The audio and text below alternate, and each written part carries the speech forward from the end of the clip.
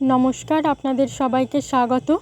আজ অনেক দিন পর একটা কাচের বোতলের উপর কাজ করে আপনাদের দেখাবো। আগেও কয়েকটা বোতল আর্ট করে আপনাদের দেখিয়েছিলাম, তবে সেগুলো সবই বোতলের উপর অ্যাক্রিলিক রং দিয়ে কাজ করেছিলাম।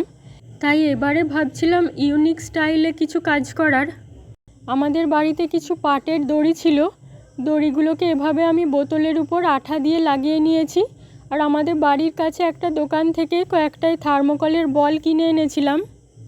আমাদের বাড়ির পিছনের দিকে একটা পুরুল গাছ হয়েছিল, একটা পুরুল থেকে কিছু বীজ বের করে আমি আমার কাছে রেখে দিয়েছিলাম। সেই বীজগুলোকে আমি আঠার সাহায্যে থার্মোকলের বলটার চারপাশে লাগিয়ে নিয়েছি, যাতে এটা একটা ফুলের মতো দেখতে লাগে।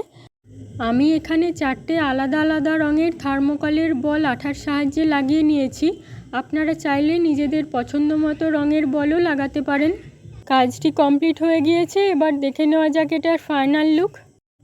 আমার এই কাজটি আপনাদের কেমন লেগেছে কমেন্ট করে অবশ্যই জানাবেন। ভালো লাগলে লাইক শেয়ার করবেন।